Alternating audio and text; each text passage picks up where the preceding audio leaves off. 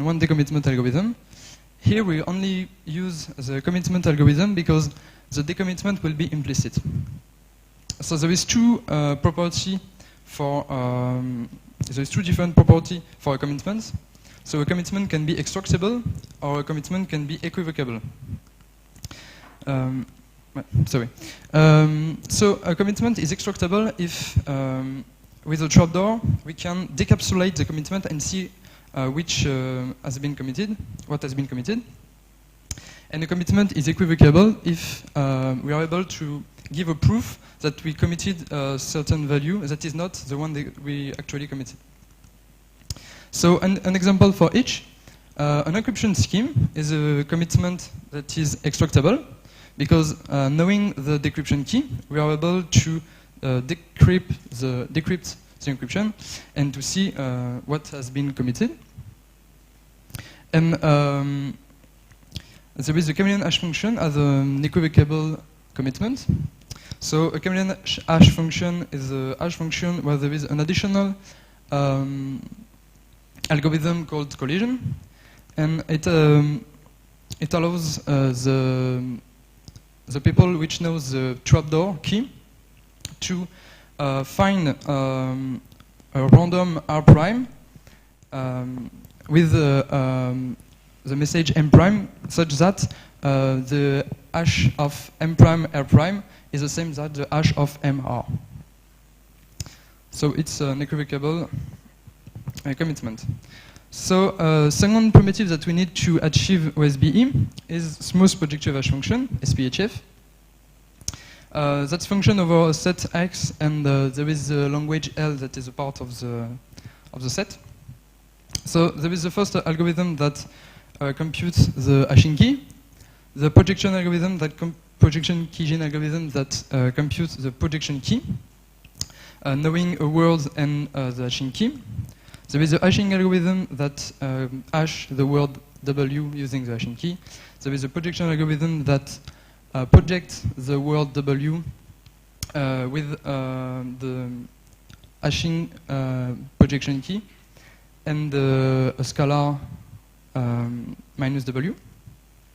And we have the property that, in fact, if W belongs to the language and minus W is a witness of this, then the hash value and the projected value are the same. So, in fact, it's two ways to compute the same value. So, what properties do we want for SPHF? SPHF, we want it to be smooth. So, if the word doesn't belong to the language, nobody can distinguish a hash value from random one. And we want pseudo-randomness without, even if the word is in the language, without knowing the witness minus W, it's hard to distinguish a hash value from a random one. So here is a little example of SPHF to well understand. So we will choose two group elements, and the language will be all the span of the vector GH, and the witness will be the discrete logarithm of a word. And we will compute the hashing and the projected this way. And you can see that H and H prime will be the same. So now we use it to create our OSBE. So the server, the recipient will commit with the commitment, and the server will mask with the hash value. And here we can see the language LC sigma. It's a language of, it's a set of all commitment of the signature sigma. And if C belongs to this language, then the user is able to project C using the projection key and the witness that is the random used to commit O.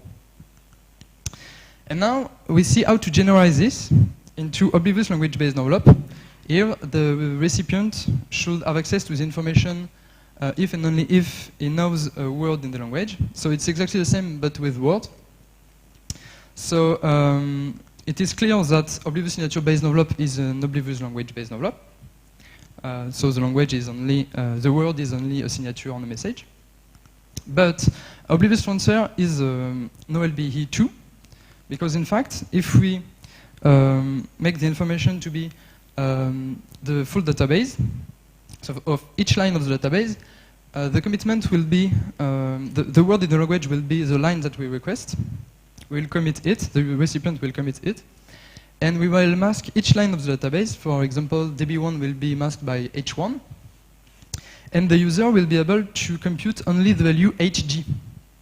So he will recover only the line he requested to, and is not able to have any information about the others. And the server doesn't know which line has been requested. And there is a more complex language, and we can have, for example, conditional oblivious transfer, which is an LBE. So now let's talk about adaptive oblivious transfer.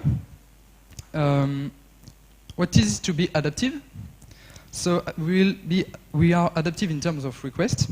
This means that, in fact, in previous work, in UC secure previous work, each new request after the first one cause a resend of the database. In this work, we have linear cost in the size of the database for the first request, and all other requests will be logarithmic on the side of the database. So how to do this? In fact, we will move the problem to the recipient side. We'll send the full database encrypted to the recipient, and we will do an oblivious transfer with database the keys used to encrypt. And we will do it with IBE, and you will see further why. So this is what I actually said. So for database, we use user secret key. So doing an oblivious transfer on IBE keys is in fact a blind IBE. So here is the scheme of a protocol in the blind IBE. So what is blind IBE? Blind IBE is an IBE where, in fact, we have an additional protocol which allows the user to get the user secret key from the authority without the authority knowing which identity has been requested, and without the user, and the user is not able to have any information about the other user secret key. So it's exactly the same as doing an oblivious transfer on IBE keys.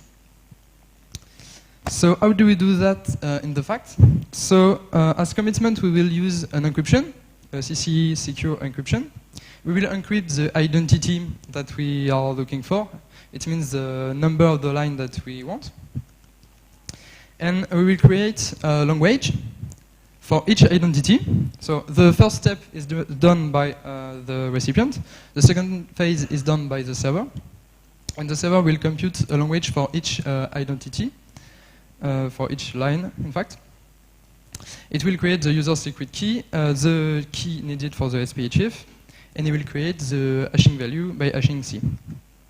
And it will mask user secret key and send it to the user, and the user is able to recover only H' ID, where ID is identity committed. And so he recovers the user secret key ID, and he can decrypt the line of the database that he owns, and finally he has the line he requested.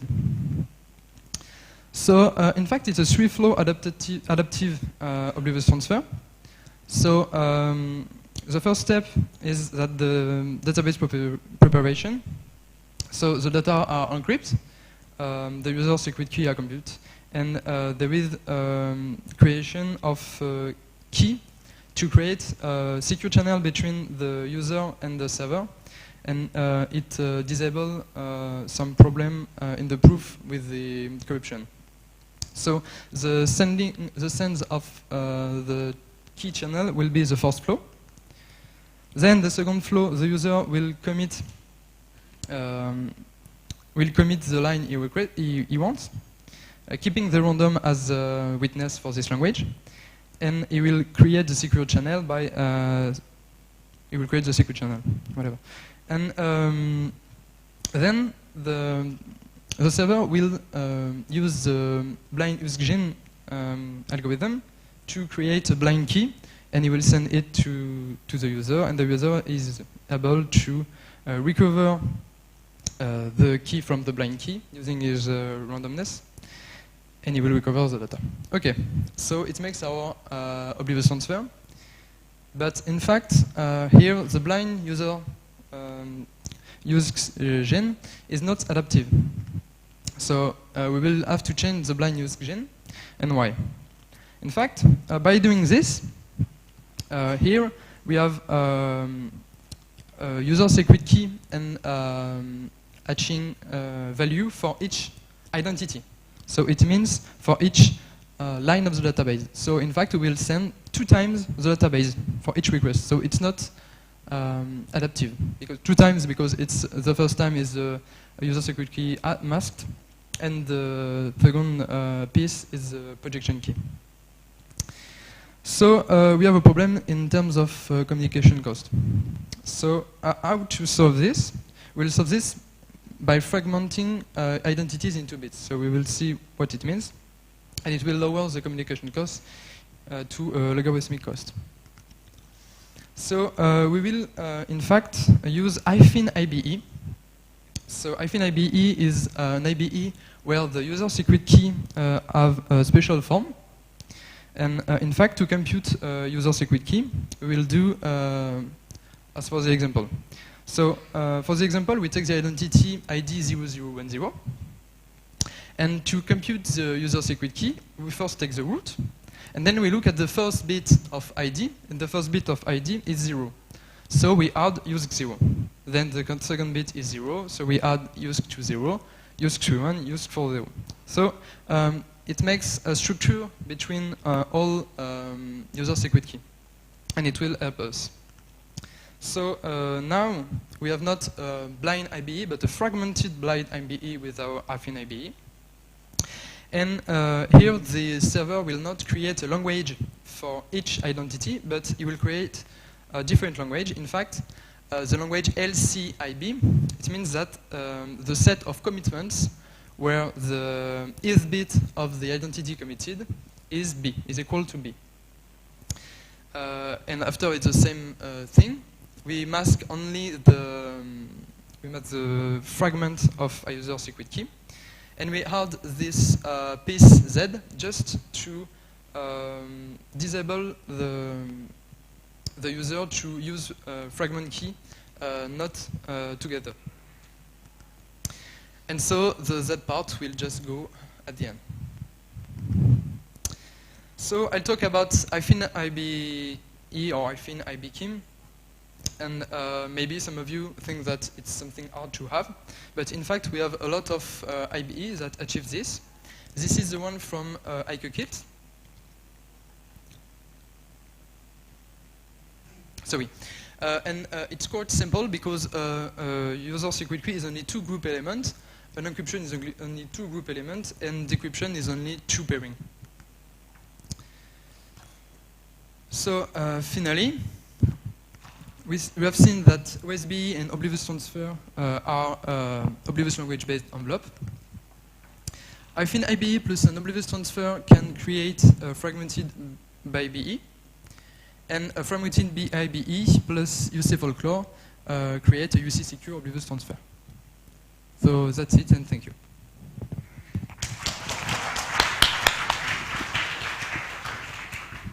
Thank you very much. I'm curious. There was a paper by Green and Hohenberger on adaptively secure. Yes, I'm sorry. Adaptive, UC secure. Adaptive. Yeah, I forget to mention it because I'm confused. I was supposed to talk about it. In fact, Green make a paper, and the idea of using identity-based encryption is from it to create adaptive Oblivious transfer. But this scheme was not UC secure. It was only secure in the simulatable model. So their paper? Their paper, yeah. Well, it says UC secure. And also the cost. The paper from which? Universally years? composable adaptive Oblivious transfer. Which is, it's on the print. The 2007 or? 13. Anyway, so there is a paper like that, and also the cost is constant per query, per message. What, After a commitment to a database, the cost is constant. It's constant, okay. So I guess you're not aware of that. paper? Yeah. I probably read it, yes. But I don't remember here. Okay, but your cost, you said it was logarithmic? Or? Yep. Okay. Any other questions or comments? We still have a lot of time. But, okay, then let's thank the speaker again.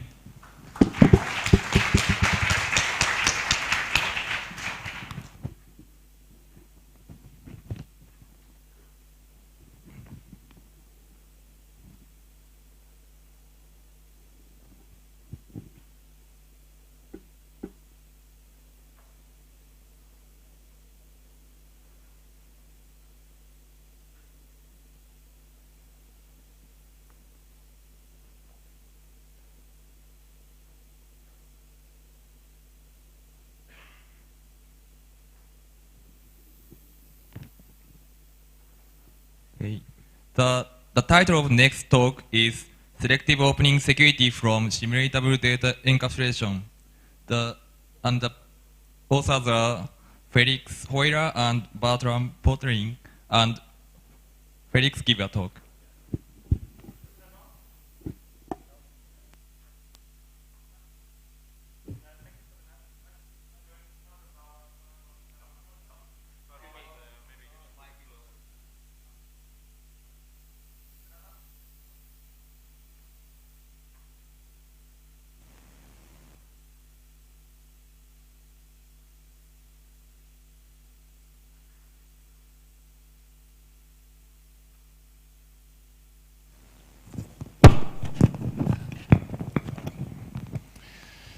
Next try. Okay, so again, this is joint work with Bertram Pottering from Ruhr University too, and I'm going to talk about selective opening security from simulatable data encapsulation. So what is selective opening security? So we consider a scenario in the public key world where we have one receiver on the side left here, and a whole couple of senders on the right-hand side that have the public key corresponding to the secret key of the receiver. And all the senders are interested in picking messages and sending them to the receiver. And they want to do that by means of public key encryption. So what does it mean? They all pick fresh randomness, encrypt the message, and send it via some public channel to the receiver. Okay, so far so good. So what do we assume? Well, we assume that there's an adversary that observes everything that is sent on the channel, meaning he sees all the ciphertexts. Plus, we assume that the adversary is capable of corrupting some of the senders. What does corrupting mean? Well, corrupting means the adversary will learn the message sent by these senders that he corrupted, plus the randomness used to encrypt. And the randomness obtained by the adversary essentially allows the adversary to recompute and check that the message he just learned is actually contained in the ciphertext he already observed. Okay, and the question is, well, what about the security or confidentiality of messages that were sent by non-corrupted parties? So for instance, in our case, what about the confidentiality of message M2? Okay, so why is it interesting? Well, it dates back to a paper published almost 20 years ago, and back there it was considered for commitment schemes and called the selective decommitment problem. And there's still lots of open questions going on. What makes it interesting is, furthermore, that the messages might depend on another. So what does it mean? Assume message M2 depends on message M1, and if some adversary obtains the information message M1, he might already obtain some information on message M2. So we should rephrase, do messages of uncorrupted parties remain confidential to do they remain as confidential as they can? Okay, for quite a long while, we didn't know how standard security, meaning CPA or CCA, relates to selective opening security. And only recently, Hofhans and al. Could show that selective opening security, whether you go for passive or active attacks, is actually strictly stronger than the standard counterpart of it. Okay, so let's turn the scenario we are facing into a proper security definition, and we're going to do that by means of the real ideal paradigm. And we're going to start with the real setting. So on the left-hand side, there will be the real game. On the right-hand side, the adversary. Okay, so what is going to happen? The real game will generate a public key and a secret key. We'll give the public key to the adversary. And we are interested in active attacks, meaning the adversary will have access to a decryption oracle with the usual restrictions. Okay, what's going to happen now? We allow the adversary to control the message distribution the senders will sample their messages from. Okay, so the adversary picks the message distribution, sends it to the real game, and the real game will sample end messages accordingly. Now the real game will encrypt the messages and send them back to the adversary. And now we're going to model the corruption phase, and for historical reasons we're going to call the corruption phase opening phase. So the adversary is allowed to make an open request, and the game reveals message MI and randomness RI of sender I. Okay, and the adversary can do this multiple times, and eventually the adversary outputs something that we just call out, and the real game just returns out too. And intuitively think of out as some information the adversary tried to derive on non-opened ciphertexts. Okay, and for the ideal game, we're just going to move every artifact from public key encryption. So we end up in such a game, so there's no key generation, there's no public key send, there's no encryption happening, no access to the decryption oracle, and the simulator, which we call the adversary in the, so the adversary in the ideal game, we just relabel to a simulator, is allowed to make open queries, but will only receive the message. Okay, and when do we call some public key encryption scheme secure? Well, we call it simulation-based selective opening CCA secure. If for every efficient adversary, there is an efficient simulator that can essentially derive the same information. What does it mean? The ciphertexts that weren't opened didn't leak any information. Otherwise, there wouldn't be a simulator being able to derive the same information as A. Okay. What I would like to do now is show you how public key encryption is ideally done in practice, or how to obtain efficient public key encryption. And this you usually do by the CAM-DEM approach, meaning you want to use an asymmetric primitive to establish a symmetric key. And then you use some highly efficient mode of operation like counter modes, CBC, CCM, GCM, to encapsulate your data you actually want to protect. And this is what you would like to do to obtain efficient public key encryption.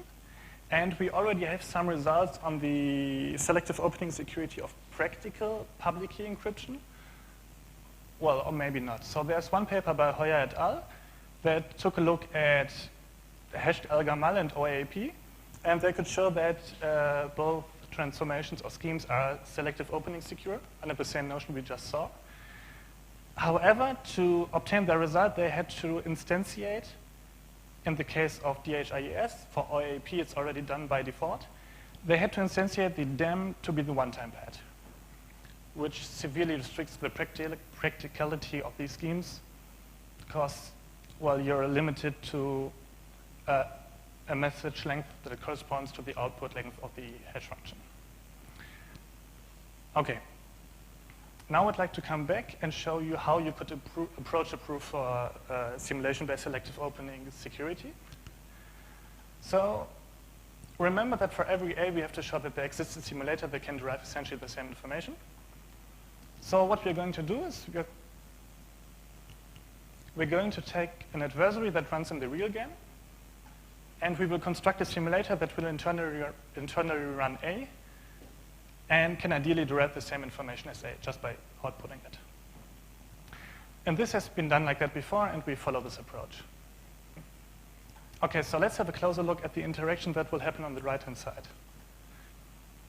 Okay, so the simulator will do something, and at some point the adversary will output a message distribution which will just relay to the ideal game. Then the ideal game will do nothing, because it's the ideal game and not the real game. However, the simulator has to output ciphertext to the adversary. Then the adversary will pose open queries, which we can still forward. The ideal game will answer with a message, and the simulator is supposed to answer with a message and the randomness used to encrypt the message. And this will happen multiple times, and eventually the adversary will output something, and we just want to forward it. And, well, at this point over here, the simulator has to somehow come up with ciphertext. And for now, we're just going to call it fake CI. So the simulator has to find a way to come up with ciphertext. And when he eventually learns the message in this step and wants to reveal it to the adversary, he has to find a way to make sure that the encryption he already committed to becomes an actual encryption of the message he just obtained and wants to forward to the adversary. Okay, we just call the second step make. Okay, now I would like to show you what a practical data encapsulation mechanism looks like. And we're just going to take a look at the CBC mode plus a MAC. So your message is passed into blocks, passes through the block cipher, and the output is XORed onto the next message entering the block cipher again. And to obtain integrity, we are going to add a MAC. And I want to point out that throughout this talk, K will denote the block cipher key, and K prime will donate some additional key material that will be used by, for instance, a MAC. And if you just have a look at this picture, somehow the ciphertexts seem to be separated from the messages by the block cipher. And this seems to be inherent to the construction of this data encapsulation mechanism. And what we wanted to do is we wanted to abstract away the concrete block cipher and just study the structure of the data encapsulation mechanism. And this is why we went for the ideal cipher model. So still, the ideal cipher will be keyed by some key K. And we are interested in the structure of the DEM, ignoring the block cipher that is used within the DEM. And this leads to the following definition that will help us to do a proof of selective opening security in the simulation definition. And so this is a DEM, as I call it. It's not actually the DEM. In the paper, we call it Oracle DEM, but for simplicity, think of it as a DEM. But we abstract away the block cipher used within the DEM and add it back as Oracle access to the block cipher. So it turns out to be some encapsulation mechanism that has Oracle access to the block cipher, gets as input the additional key material and the message, and outputs the ciphertext. And we're going to say that such a DEM is simulatable if we have additional stateful algorithms fake and make, where fake just obtains the additional key material, but not the message, and is supposed to output a ciphertext. And later on, we have some algorithm make that can get information from fake, because they're stateful, and gets its input a message, and is supposed to output a permutation. Okay, and we want to have the following properties, namely, if we run fake on some key K prime, we obtain a ciphertext, and then we run make, and obtain some permutation pi tilde, then we want that C is somewhat consistent, and by somewhat consistent, I mean if we run the DEM encryption with access to pi tilde on M, we obtain C. Plus, we want that if we run that, we obtain a uniform permutation as output by make. Why is it supposed to be uniform? Because we want to patch it into the ideal cipher at some point. Okay. So what can you do with the simulatable DEM? Well, let's build our way towards it. So at the top, there will be security notions for the CAM, below for a DEM, and at the bottom for some public key encryption. So what is going to happen?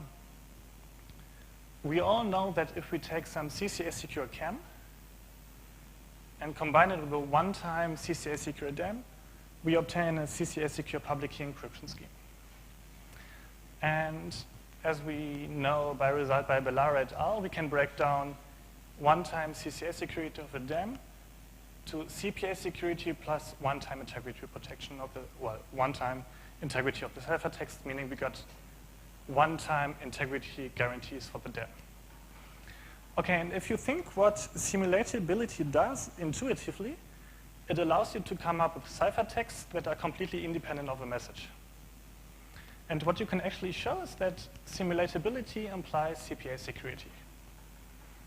Okay, so what does it give us? Well, if we stick to a CCA secure CAM, if we add one-time integrity of the ciphertexts additionally to the DEM, we should still obtain a CCA secure public key encryption.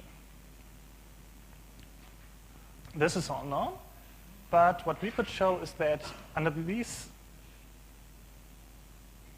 given assumptions, we can prove simulation-based selective opening CCA security. So somewhat simulatability allows us to go from CCA security to simulation-based selective opening CCA security. Okay, this is one of our contributions for the paper. The second one would be that we study concrete data encapsulation mechanisms, namely the ones standardized by NIST. And what we obtain is like take any CCA secure CAM, combine it with any of these modes of operation. You get a simulation-based selective opening CCA secure public key encryption in the ideal cipher model. You have to be careful when picking the DEM because some of them need to be equipped with a one-time MAC or something like that to obtain the integrity, the one-time integrity protection you would like to have. Okay, so how do you prove such a statement? Okay, so let's get back to our picture where the simulator has to take care of the interaction between the ideal game and the adversary run inside the simulator. And what I removed by the 3 dots is something like generation of public key and secret key of the key encapsulation mechanism plus running the key encapsulation mechanism to obtain the symmetric key and encapsulation. Okay, the adversary will output a message. Distribution will just forward it. And now we can run our fake algorithm on the additional key information to obtain fake ciphertexts that we can feed to the adversary. Then the adversary will make open queries. We can just forward them. And the ideal game will reveal message MI to the simulator. Okay, but what can we do now? Well, we can use make to output a permutation. And this permutation will be consistent such that if I run enc with access to pi I on message MI, I will obtain the ciphertext CI as output by fake earlier. Okay, and then I just take the permutation output by make and will patch it into the ideal cipher, and then I should be fine. Right, and this can happen multiple times. And the randomness that is revealed here would be the randomness used by the key encapsulation mechanism. And eventually the adversary will output out, and I'm just going to forward that. Make sense? Okay.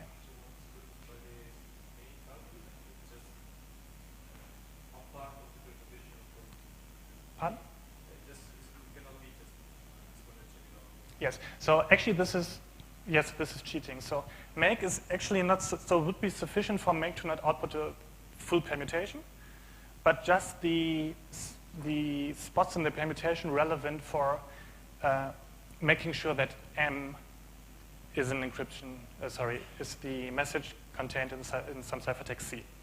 So what will actually happen is that make will output something we call a partial permutation, and the environment outside of make, which will be the simulator in our case, will put this partial permutation into the ideal cipher and will fill up the ideal cipher on the fly by lazy sampling. So yes, make is supposed to output a partial permutation only, correct. Okay, I'm going to skip over. Sorry. So I guess intuitively it makes sense because make and fake are designed such that it's supposed to work. The only thing I glossed over is that we want to patch the permutation into the ideal cipher. And it's actually not clear if we can do that because the adversary, so what do we have to do? We have to make sure that to patch pi into the ideal cipher has to be sufficiently free. And what I mean by sufficiently free is that it would suffice for the ideal cipher to be free at the spots where we would like to embed the partial permutation. However, it's easy to argue that the whole permutation ICK will be empty. And why is that? Well, at some point we should use the security guarantees of the CAM and the DEM. And this is exactly where they come into play. And just to give you some more detail on that, so an ideal cipher is a keyed random permutation where for each key you get a random permutation. And I'm going to denote a key encapsulation of the block cipher key and the additional key material just by k prime in a box. So think of this as a CCA secure box. Okay, and if we use this notion, a hybrid encryption of M will contain the first component, the CAM part, that contains the block cipher key and the additional key material, plus the data encapsulation that has oracle access to ideal cipher K, and key material K prime, and the message. Okay? And we want to ensure that the ideal cipher K remains unevaluated until the adversary opens the respective ciphertext. So as soon as this happens, we being the simulator, we learn the message, can run make, embed the permutation, and then we should be fine. So we just have to guarantee that until open, the adversary will not query any entry in IC in the ideal permutation K. Okay, so how do we do that? Well, intuitively, CCA security of the CAM will ensure that if the adversary sees the encapsulation of K, K prime, cannot obtain K or K prime from it. So he shouldn't be able to query the ideal cipher on key K. And then we got the DEM. And another way for the adversary to force an evaluation would be to submit decryption queries that use as first entry the encapsulation of K, K prime, and some other component. And assuming we would process such a query by decryption, we might evaluate the ideal cipher on K, on the permutation K. However, the one-time integrity of ciphertexts will ensure that we can just return bot if such a decryption query is happening. And this is why we need the simulatability plus the CCA security of the CAM and the one-time integrity of ciphertext by the DEM, which is, yeah, we'll get to that in a second. Okay, so what did we see? So we defined a structural property of the simulatability of DEMs, which we call simulatability. And what does it allow us? Well, simulatability seems to lift the security of hybrid encryption schemes from standard CCA security to simulation-based selective opening CCA security, somewhat without additional assumptions. So we have to use the simulatability as another assumption.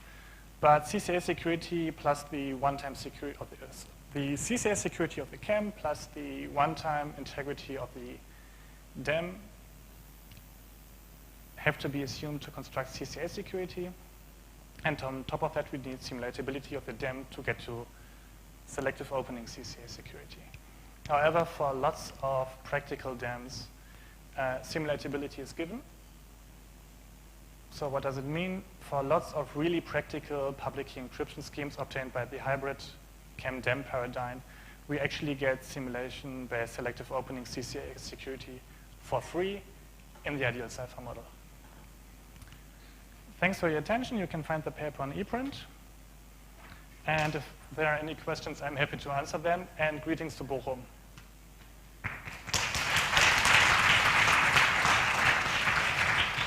Thank you very much. Do you have comments or questions? No. Can you provide some intuition why this isn't implied by standard semantic security, even for the CPA case? Well, usually your encryption is committing. And once it is committing, it's impossible to output a ciphertext. So I just need a while to get back. Yeah. So what we have to have here is that we want to output ciphertexts without knowing the underlying message. And only later on we learn the message and somewhat have to fix it. And as soon as the ciphertext is committing, there's no way to find randomness such that, okay, maybe for the one-time pad, but for practical data encapsulation mechanisms, it's highly unlikely that you will be able to open a ciphertext for any message. Okay. Any other comments or questions?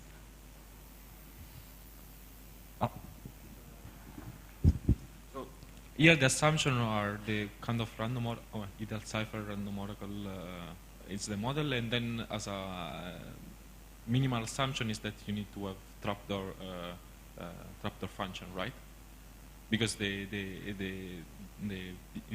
public key encryption scheme the chem, it's it doesn't have to have any simulability. Correct. Yeah. So yeah, that's the thing. I don't know a lot about simulation, selective opening, but what are the minimal assumption for selective opening? Can you do it from trapdoor function, or do you need like lossy? So the thing is that actually, if you want to go for standard model results, and if you just want to go for, let's say, selective opening CPA security, you need tools like lossy encryption, meaning you need lossy trapdoor functions to construct them. An alternative would be to go for schemes that encrypt bitwise. But in practice, you don't want to consider them. So, what do you mean bitwise? You mean that? Well, the thing is, if you encrypt bitwise, you might have a chance to find randomness such that a message combined with this randomness becomes an encryption of a ciphertext you already committed to. Just because your message space is really small. So there is no impossibility result, let's say, well, from trapdoor function I cannot. Some kind if there's a notion of committing public key encryption, as soon as you go for that, it can't be simulation-based selective opening secure. Any other comments or questions? Quick one. I just have one quick comment. Question. Does your technique extend to the receiver selective opening results, security results? Possibly. Oh, possibly. Okay. Thank you. Okay, let's thank the speaker again.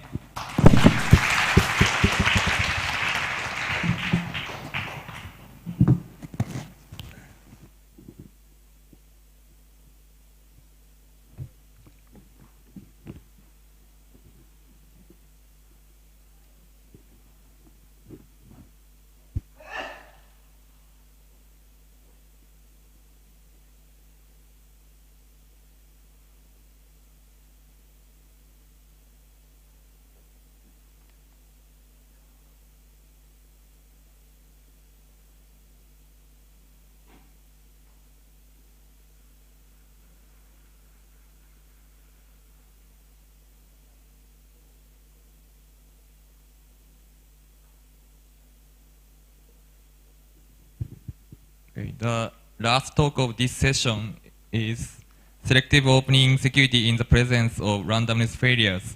The authors are Bit-Tun Huang, Jonathan Katz, Adam O'Neill, and Mohammad Zaheri. And Adam will give a talk.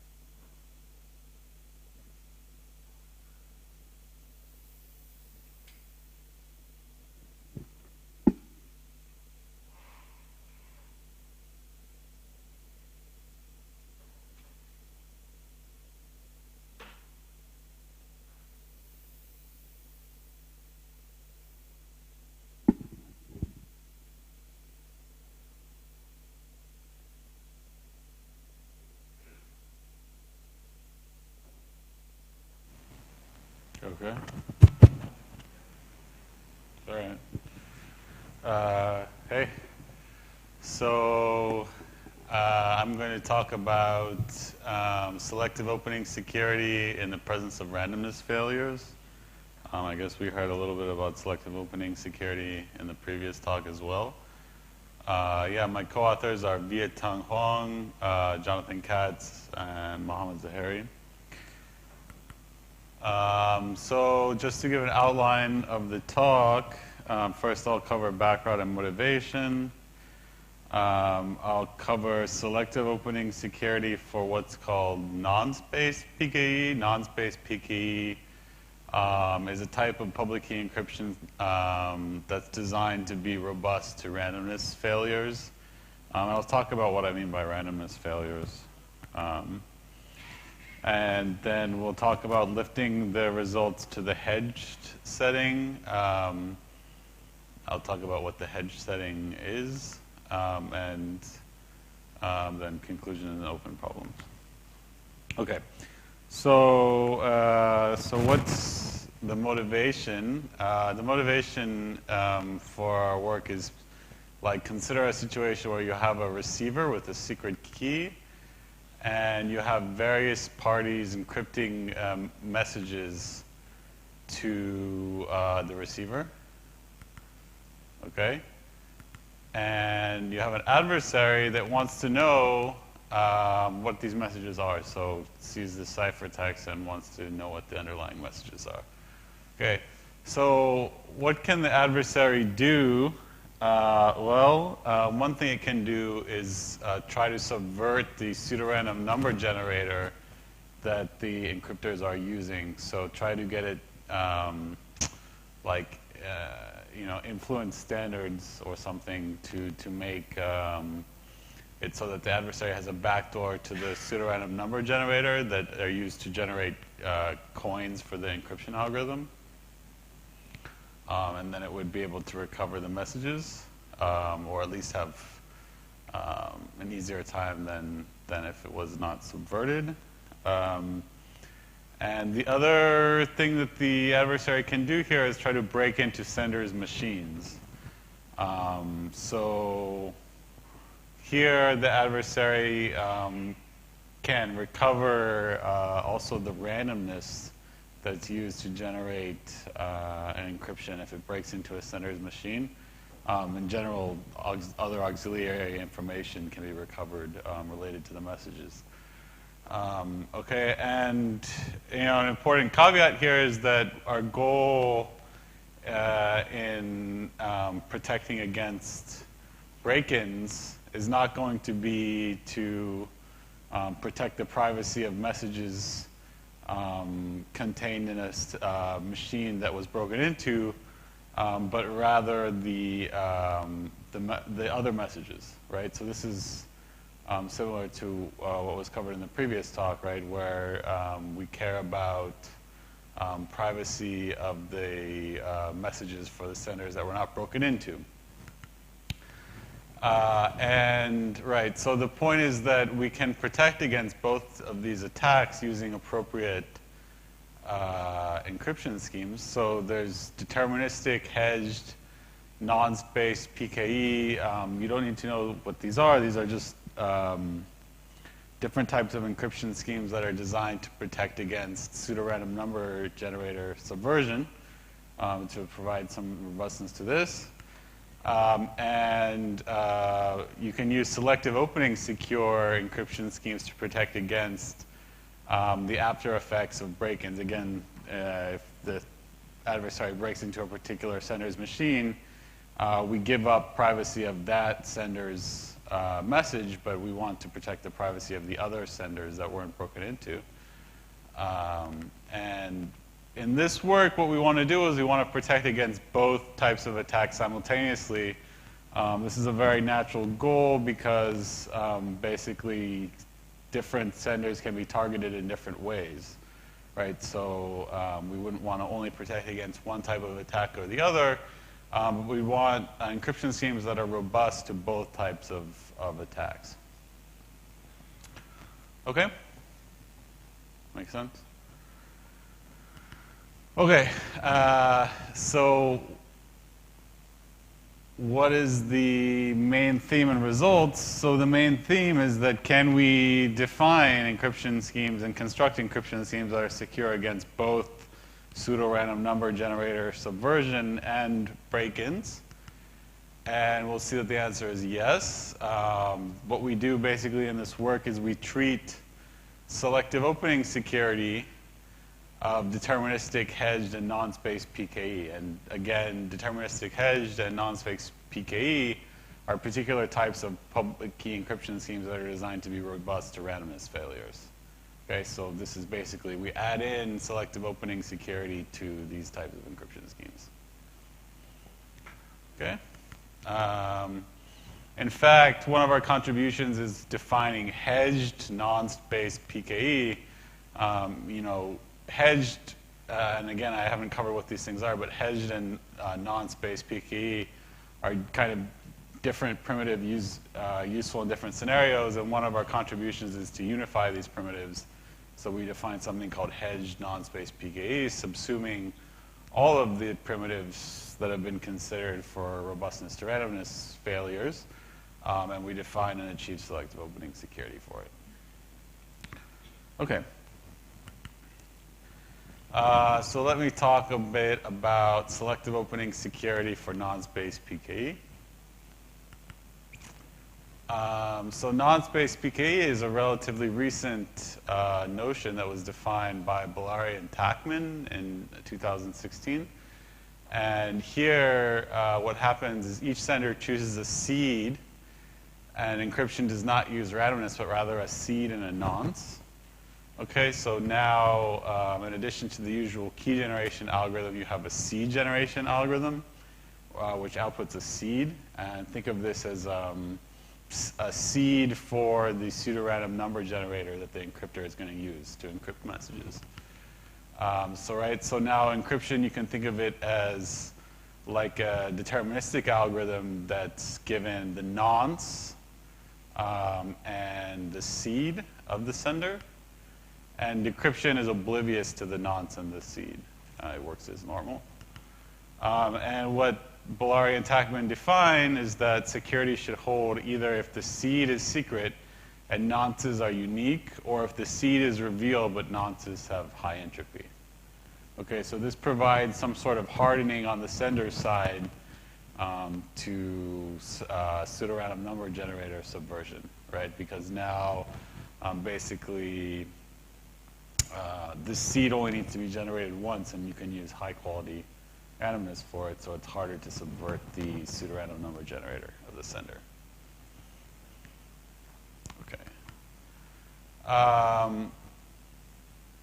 So we're going to define selective opening security for non-space PKE. In order to do that, we'll consider a message sampler M that outputs a vector of messages, and we further define what's called mu-d entropic message samplers, where each message has a entropy mu conditioned on any d others. So these are just notions that we need in defining selective opening security for non-space PKE. And we'll also need to consider conditionally resamplable message samplers, where any a subset of messages can be efficiently resampled conditioned on the others.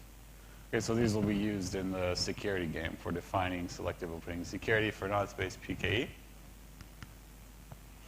The intuition for the definition is that we test whether the adversary can compute a function of the real messages better than it can compute a function of the messages after conditional resampling.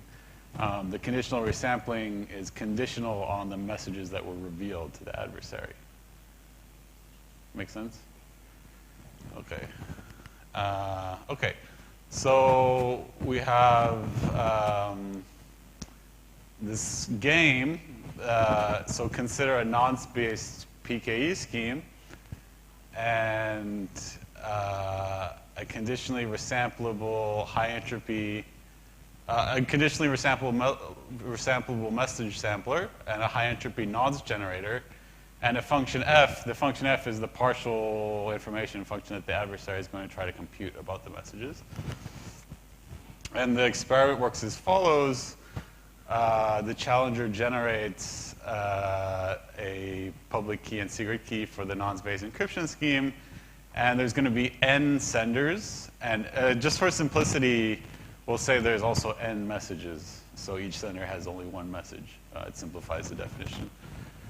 So there's n seeds and n messages, and the adversary gets the public key, and it will specify a subset J of senders for which it wants to know the seeds. And the adversary will generate nonces for the senders outside the set. So subject to constraint, I guess, that the nonces should be unique. The adversary can choose the nonces for the senders for which it does not know the seed as it likes. And the challenger will choose the nonces for the remaining senders. And these will be sampled using a high entropy non-sampler. Okay, so this ciphertext will then go to the adversary. The adversary will select a subset I of the ciphertext. And what we require is that if M is mu d entropic, then the size of I is at most d. So what that means is that if you have conditional entropy, right, for all messages conditioned on d others, you'll need that you open at most d ciphertext. So this means the remaining messages are unpredictable to the adversary. Okay. And and so in response to that, the challenger gives the messages, the seeds, and the nonces for all of these corrupted senders. Okay, and the adversary then outputs a guess. This guess is its guess for F of the messages. And again, we test whether the adversary outputs a guess G, which is more likely to be F applied to the actual encrypted messages, so M1 through MN, as opposed to F of a resampling of the messages conditioned on the open messages. Okay, and we have this notion NSOCPA, which just means selective opening security for non-spaced PKE, and that means that these happen with about the same probability. So the adversary is not really getting any more information about the unopened messages than it would just from seeing the open messages themselves. The question in selective opening security is whether the ciphertext of the unopened messages give more information. Okay? So we have a construction of such a non-space encryption scheme. Our starting point for the construction is the Bellari and Tachman construction of a non-space encryption scheme, where we use an underlying randomized public key encryption scheme with synthetic coins, right? So instead of using truly random coins, you derive what we could call synthetic coins as the hash of the seed, the nonce, and the message. What we do here is we use the same construction, but with a particular randomized encryption scheme based on lossy trapdoor functions. Okay, so I don't want to go into too many details of this. Lossy trapdoor functions, if you don't know what they are, they're basically trapdoor functions with two key generation modes. One key generation mode generates evaluation keys that induce an injective function under eval. And the other key generation mode outputs, that should say EK prime. The evaluation function is many to one. Okay, so, and these are indistinguishable, these evaluation keys. And a nice thing in terms of practical constructions is that RSA and Rabin trapdoor permutations are known to be lossy under suitable assumptions. Okay. So what our non-spaced encryption scheme does is it just uses a uniform seed and encrypts. This is like basically, it's a classical construction from the Pikert and Waters paper on lossy trapdoor functions, how to encrypt using a lossy trapdoor function. But again, we derive randomness from the seed, nonce, and message using a hash function. Okay, so it's kind of a de-randomized version of Pikert and Waters construction. And what we show is that this construction is NSOCPA, which again is the SOA security notion for non-space PKE. We show that this construction meets it in the non-programmable random oracle model. I guess why I'm making a big deal about the fact that it's the non-programmable random oracle model is that typically we don't like to use the programmable random oracle model when we're considering like non-committing or selective opening secure encryption because it kind of obviates the problem. We use the random oracle model in this paper, and as a result, get practical constructions. But it's the non-programmable random oracle model which gives some non-triviality to the results. Okay. And then, so what's the intuition for such a proof? So if we switch to the lossy key generation, it's unlikely that the adversary will query any randomness value underlying the image of the lossy trapdoor function. And this means that the corrupted indices I will be independent of the messages. And if you have that the corrupted indices are independent of the messages, you kind of can prove security easily. The hard thing about proving selective opening security is that the choice of the messages to corrupt or the ciphertext to corrupt can depend adaptively on the messages, right? So, okay, so now let's talk about lifting the results to the hedge setting. So what is the hedge setting? So hedge security for public key encryption is another way of getting robustness to randomness failures, which is to say robustness to subversion of the pseudorandom number generator that the senders would be using. And in this context, what it means is that we would like to guarantee security as long as the sender's seed, nonce, and message jointly have high entropy. So, you know, even if the seed and nonce are completely predictable to the adversary, but the message itself has entropy, we'd still like security to be achieved in that case. Okay?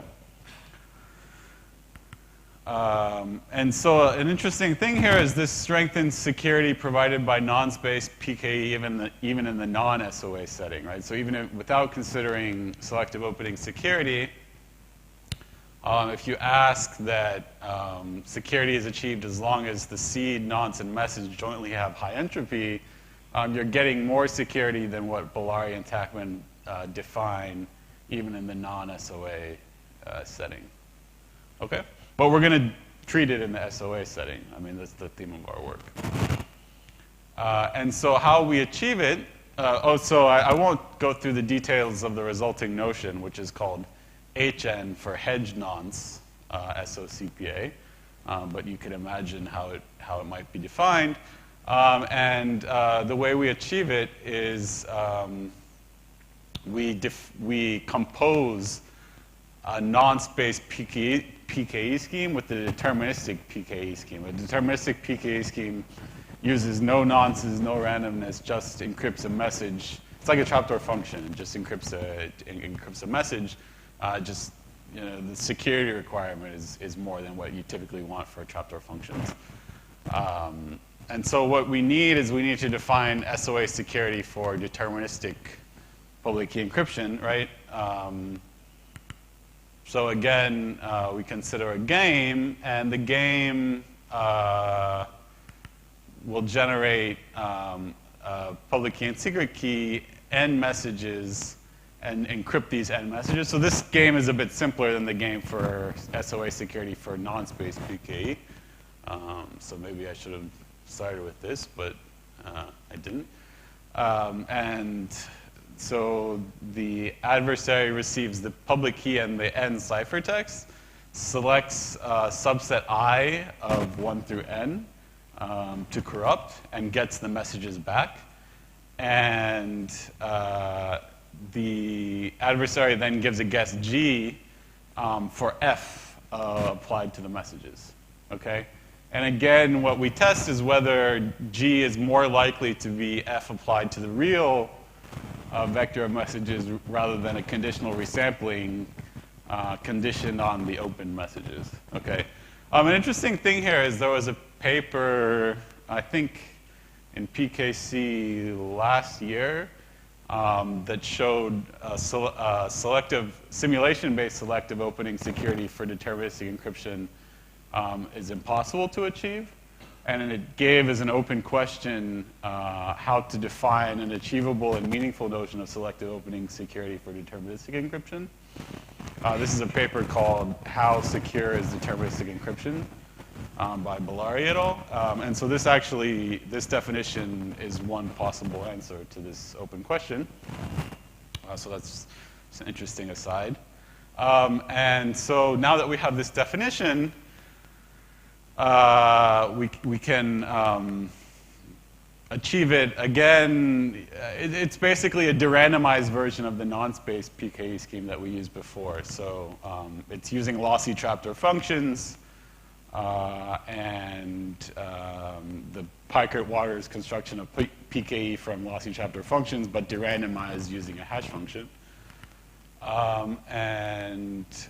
So let me just skip this. This just says that basically this construction achieves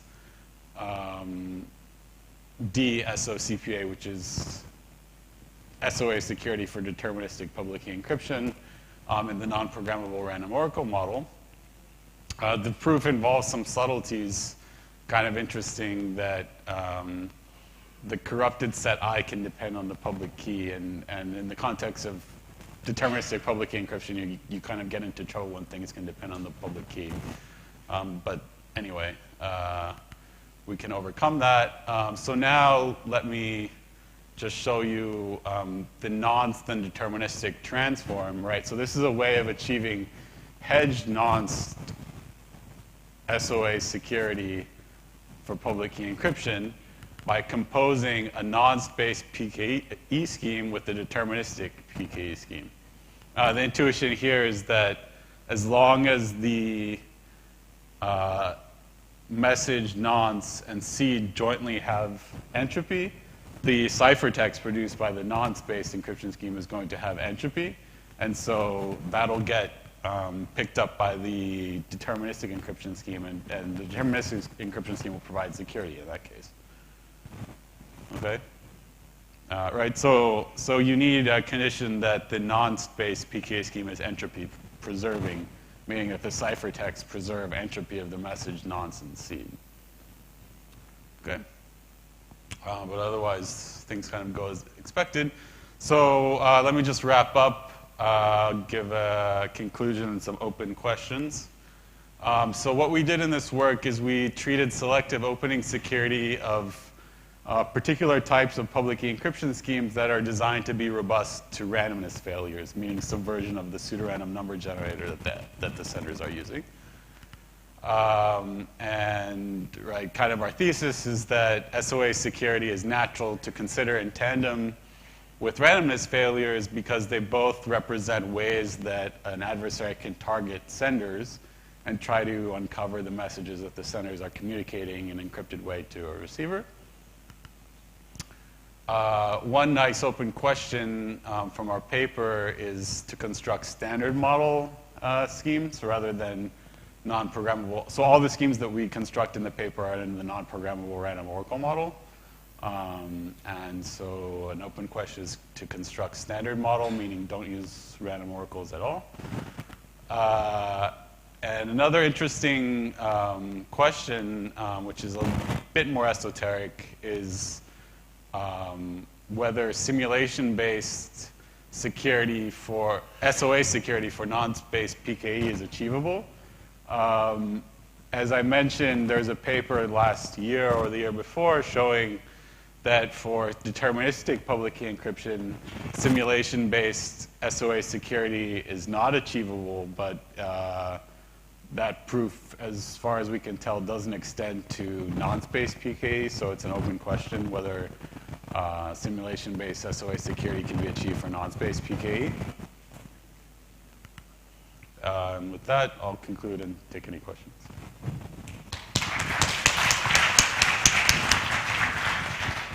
Thank you. Actually, we are out of time, so if you have questions for him, please do it offline. So let's thank Adam and all the speakers in the session and all of you.